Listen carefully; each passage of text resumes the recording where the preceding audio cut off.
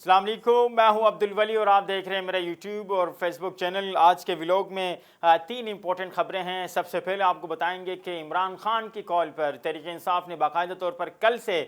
جو احتجاج کا روٹ میپ ہے وہ تیار کر لیا ہے، لیکن ان کا آغاز کہاں سے ہوا ہے، کس طریقے سے انہوں نے یہ جال بچایا ہے، روٹ میپ کیا ہوگا، کیسے یہ ایک مہینے کی تیاریاں چلے گی اور اس کے بعد پلان بی کیا ہوگا عمران خان کی رہائی تحریک کا جو آغاز ہوا ہے، یہ ساری صورتحال آپ کے سامنے رکھیں گے۔ اور ورکرز کے لیے کیا خصوصی طور پر میسج ہے ان کی قیادت کی جانب سے۔ اس کے علاوہ صدر زرداری کی خبروں کے حوالے سے جو متعدد جو خبریں آ رہی تھی کہ وہ تبدیل ہونے جا رہے ہیں، اور اس کے بعد جو تحریک انصاف کی جانب سے یہ کہا گیا کہ فیلڈ مارشل کو ہی صدر بننے جا رہے ہیں، یہ آپ کے سامنے رکھیں گے۔ اس کے علاوہ جو موسٹ امپورٹنٹ خبر ہے جس کے لیے آپ سب کا جو ہے وہ انتظار رہتا ہے کہ ملک ریاض صاحب کا کیا بنا، خصوصی طور پر جو بیریا ٹاؤن کے رہائشی ہے ان کے مائنڈ میں یہ بات چل رہی ہوتی ہے کہ ملک ریاض صاحب کا کیا بنا، کیا وہ واپس آئیں گے، کیونکہ اس وقت جو بیریا ٹاؤن جو آپ کراچی ہے، راولپنڈی ہے، اسلام آباد ہے، وہاں پر حالات کچھ اچھے نہیں ہیں۔ کچھ رہائشیوں سے ہماری گفتگو بھی ہوئی ہے، وہ بھی آپ کے سامنے رکھیں گے، لیکن ان پر جانے سے پہلے آپ سے ریکویسٹ ہوگی کہ آپ نے اگر اب تک میرا چینل سبسکرائب نہیں کیا تو ضرور سبسکرائب کر کے اپنے دوستوں کے ساتھ شیئر کریں۔ تحریک انصاف جب عمران خان کی اپنی بہنوں سے ملاقات ہوئی تو اس کے بعد انہوں نے باقاعدہ طور پر یہ حکم نامہ جاری کیا کہ 10 محرم الحرام کے بعد تمام تر پارٹی کے جو ورکرز ہیں وہ سڑکوں پر نکلنے کی تیاری کریں اور بھرپور طریقے سے تحریک چلا کر ان کی رہائی کے لیے کوئی نہ کوئی جو ہے وہ کردار ادا کریں۔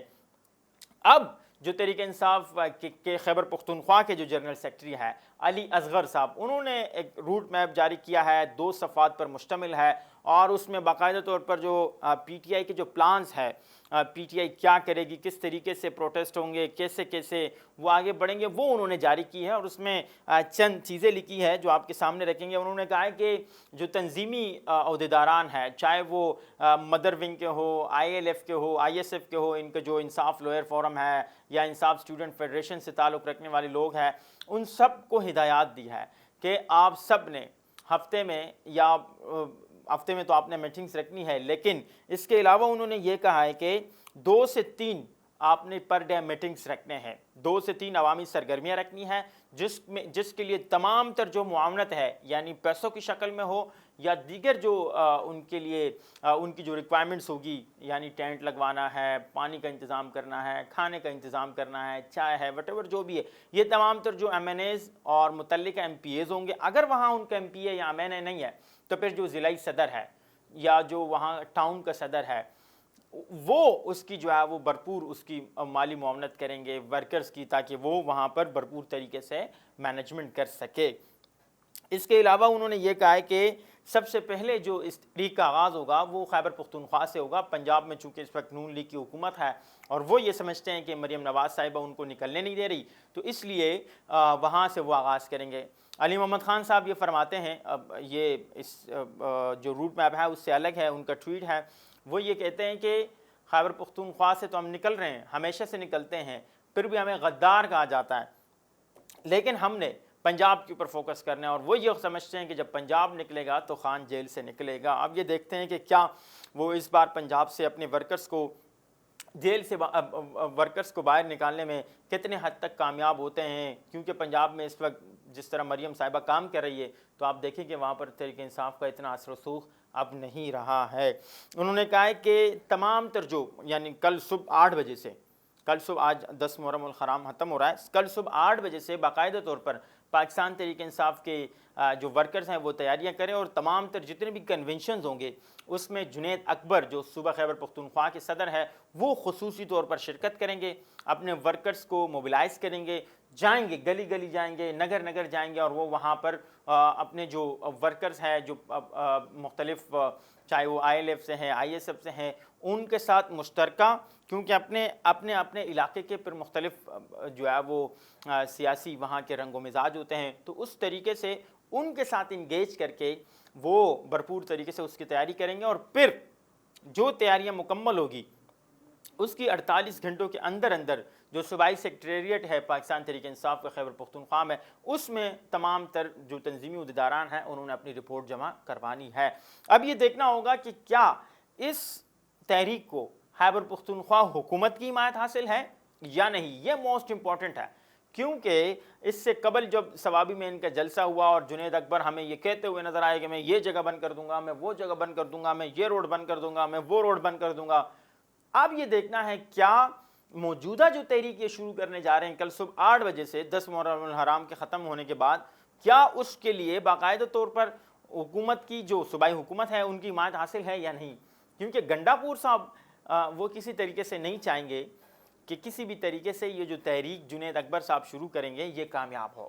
اس کی کامیابی میں سب سے بڑی جو رکاوٹ ہے وہ آپ کو علی امین گنڈا پور اور اس کی پوری کابینہ نظر آئے گی. وہ نہیں چاہیں گے، وہ ہر طرح سے اس میں ہرڈلز پیدا کرنے کی کوشش کریں گے. کہیں کہیں گے سیکیورٹی تھریٹس ہے، کہیں کہیں گے نہیں یہاں نہیں ہو سکتا، کہیں کہیں گے وہاں نہیں ہو سکتا، یہ نہیں ہو سکتا، وہ نہیں ہو سکتا. اس میں وہ بھرپور طریقے سے رکاوٹیں پیدا کر کے جنید اکبر کو ناکام دکھانے کی کوشش کریں گے. اس کے علاوہ دوسری بڑی امپورٹنٹ خبر ہے وہ صدر پاکستان کی تبدیلی کے حوالے سے ہیں کہ یہ خبریں جب سینئر صحافی ہیں اعزاز سید ان کی جانب سے جب یہ خبر آئی کہ صدر کی تبدیلی کی اس وقت کوششیں کی جا رہی ہے اور کچھ لوگوں کو وہ قابل برداشت نہیں ہے، اس کے بعد ہم نے دیکھا کہ جس طریقے سے ہماری ملٹری اسٹیبلشمنٹ پر جھوٹے الزامات لگائے گئے وہ ایک بار پھر سے تاریخ کا حصہ ہوں گے. اور یہ کہا گیا کہ خدا نخواستہ کوئی فیلڈ مارشل صدر بھی بننے جا رہے ہیں ورزی میں، تو ایسے ہرگز نہیں ہے. منیب فاروق صاحب نے تمام تر تفصیلات رکھ دی اور یہ کہا ہے کہ 2027 تک فیلڈ مارشل ہے. اس کے بعد اب یہ بھی فیصلہ نہیں ہوا کہ کس نے نیا آرمی چیف بننا ہے، نہ کوئی چیف جو وائس چیف ہے ان کی آمد بھی نہیں ہو رہی. 2029 تک یہ موجودہ حکومت ہے، اس نے چلنا ہے. اور اب تو تیاریاں یہ ہو رہی ہے کہ کس طریقے سے لانگ ٹرم اس حکومت کو لے کر چلے. اس حکومت سے مراد یہ جو موجودہ نظام ہے جس میں سیاسی جماعتیں ہیں، ملٹری اسٹیبلشمنٹ ہے، عدالت ہے، یعنی جو 3 بیک بون ہے کسی بھی ریاست کے، تو یہ اب اس کی تیاری ہے کہ اس کو لانگ ٹرم تک لے کر چلنا ہے. تو یہ اب موجودہ یہ گفتگو کرنا کہ صدر کی تبدیلی، خیر صدر کو آپ اٹھاتے بھی ہیں تو وہ پوری ایک تحریک ہوتی ہے معاوضے کی. صوبائی اسمبلیوں میں آپ نے اپنے لوگ دیکھنے ہوتے ہیں، قومی اسمبلی میں، پھر سینٹ میں، یہ تمام تر مل کے ووٹ کاسٹ کرتے ہیں، پھر اس کے بعد جا کے صدر کی تبدیلی ہوتی ہے. تو اس باتوں میں کوئی حقیقت نہیں ہے کہ صدر کی تبدیلی ہونے جا رہی ہے. کل محسن نقوی صاحب نے سکھر میں بھی میڈیا سے گفتگو کی، صحافی نے سوال پوچھا کہ صدر کو ہٹایا جا رہا ہے، تو انہوں نے بھی یہی بات کہی جو اب سے کچھ دیر قبل میں نے کہی کہ کسی بھی طریقے سے لوگوں کو یہ برداشت نہیں ہے، یعنی پاکستان تحریک انصاف کو وہ انڈائریکٹلی نشانہ بنا رہے ہیں کہ ان کو یہ برداشت نہیں ہے کہ یہ نظام کس طریقے سے متحد ہو کر چل رہا ہے، اور اس کی جو یونٹی ہے، جو یکجہتی ہے، اسے انہوں نے لانگ ٹرم تک لے جانا ہے. اور ساتھ میں جو اپوزیشن ہے، یہ محسن نقوی صاحب کے سٹیٹمنٹ سے ہٹ کر میں اپنی بات کر رہا ہوں کہ موجودہ اپوزیشن کی یہ خواہش ضرور ہے کہ پیپلز پارٹی میں اور نون لیگ میں کسی طریقے سے دراڑیں پیدا کی جائیں، لیکن یہ ممکن نہیں ہے. اور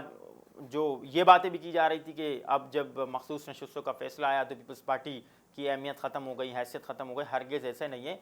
کل اسحاق ڈار صاحب نے بھی کہا ہے کہ پیپلز پارٹی ہماری اہم اتحادی اور ہم ان کو لے کے چلیں گے. موسٹ امپورٹنٹ جو خبر ہے ملک ریاض صاحب کے حوالے سے ہے. یہ خبر ہے کہ ملک ریاض صاحب کو معافی مل گئی ہے، وہ پاکستان آ رہے ہیں. تو ایسے اب فی الحال ایسے کچھ نہیں ہے. انہوں نے درخواست ضرور کی، ایک 3 جون کو لیٹر لکھا، پھر انہوں نے 13 جون کو ایک لیٹر لکھا جس میں انہوں نے کہا کہ میں معافی چاہتا ہوں جو میں نے ٹویٹ کیا. اب ان کو یہ سمجھ آنے لگ گئی ہے کہ نہیں، آؤٹ آف کنٹری ان کو کیا مشکلات وہ فیس کر رہے ہیں. ہاں، منیب فاروق صاحب نے اگین یہ بات بھی کہی کہ ان کو معافی یا ان سے سیٹلمنٹ ایک ہی اس میں ہو سکتی ہے کہ فیلڈ مارشل اگر کوئی فیصلہ کرے، لیکن ایسے نہیں ہے کہ فیلڈ مارشل کوئی خدا نخواستہ خود کو بادشاہ سمجھتے ہیں، ہرگز ایسے نہیں ہے. ان کا جو فیصلہ ہوگا وہ ملکی مفادات کو دیکھیں گے، کیا پاکستان کو اس میں کیا فائدہ مل رہا ہے. اپنی ذات کو نہیں دیکھتے ہیں، وہ اپنی ذات سے ہٹ کے وہ پاکستان کے لیے دیکھیں گے کہ پاکستان کا اس میں کیا فائدہ ہے، ریاست کا اس میں کیا فائدہ ہے، ایک عام آدمی کا اس میں کیا فائدہ ہے. اس کے بعد جا کے وہ فیصلہ کریں گے یس اور نو. یس اور نو کا فیصلہ وہ تب کرتے ہیں کیونکہ اب وہ پرانے لوگوں کی طرح تو ہے نہیں کہ انہوں نے لمبی جو ہے وہ بیٹھکیں لگا دی تو کوئی آپ بھی چلے میں بھی چلوں، پھر باہر آئے اور کہیں کہ آج یہ خبر ہے آج. اس طرح ہرگز نہیں ہے. موجودہ جو قیادت ہے ملٹری اسٹیبلشمنٹ کی، وہ جو فیصلہ کر رہی ہے وہ اس نیت سے کر رہی ہے کہ اس میں ایک عام آدمی کا کیا فائدہ ہے، عام پاکستانی کا کیا فائدہ ہے. جو حب الوطنی ہے وہ موجودہ ملٹری اسٹیبلشمنٹ میں کھوٹ کر بھری ہے، اور ان کے تمام تر جو فیصلے ہوتے ہیں وہ ریاست کے فائدے کو دیکھ کر ہوتے ہیں. اب یہ دیکھنا ہوگا کہ ملک ریاض صاحب نے جو کوششیں جاری کی ہے، خصوصی طور پر اس میں یہ خبریں ہیں کہ محسن نقوی صاحب मोहसिन नकवी साहब चूँकि इस बात में कोई दो राय नहीं है कि उनकी मलिक रियाज साहब से दोस्ती है, और इसमें भी कोई दो राय नहीं है कि वो जो फील्ड मार्शल है उनके बहुत करीब है, उनके बहुत ज़्यादा करीब है। अमेरिका भी गए तो वो उनके साथ थे, मुख्तलिफ दौरों पे वो साथ होते हैं। तो अब ये देखना है कि मोहसिन नकवी साहब की कोशिशें किस हद तक जाती है, और फिर मलिक रियाज की जो अपनी ज़ाती कोशिशें हैं, क्योंकि सदर जरदारी से भी उनके बहुत अच्छे ताल्लुकात हैं। अब ये देखना होगा कि क्या जरदारी साहब की इसमें कितनी हद तक इन्वॉल्वमेंट है, वो क्या चाहते हैं, वो किस तरीके से मिलिट्री इस्टेब्लिशमेंट को कितने हद तक जो है वो कन्विंस कर पाते हैं, क्या उनकी मुआफ़ी काबिल कबूल होगी या नहीं होगी। क्योंकि अब जो बैरिया टाउन के जो लोग हैं वो ये शिकायतें करते हुए नज़र आ रहे हैं कि हमारा स्टाफ नहीं है, हमारी जो मेंटेनेंस है वो ख़त्म हो गई है, क्योंकि कोई केयर टेकर नहीं है, कोई देखने वाला ही नहीं है, कोई पूछने वाला ही नहीं है। जो जिसने इस प्रोजेक्ट की बुनियाद रखी वही पाकिस्तान के अंदर नहीं है, तो किस तरीके से चीज़ें आगे बेहतर चलेगी। ये बैरिया टाउन के रिहायशियों का स्टेटमेंट है जो आपके सामने रखा है, वो परेशान नज़र आ रहे हैं। तो ये 3 इंपॉर्टेंट खबरें थी जो आज आपके सामने रखी है। उम्मीद है कि नेक्स्ट व्लॉग तक ज़रूर आप मेरे चैनल को लाइक करके, सब्सक्राइब करके अपने दोस्तों के साथ शेयर करेंगे। Thank you.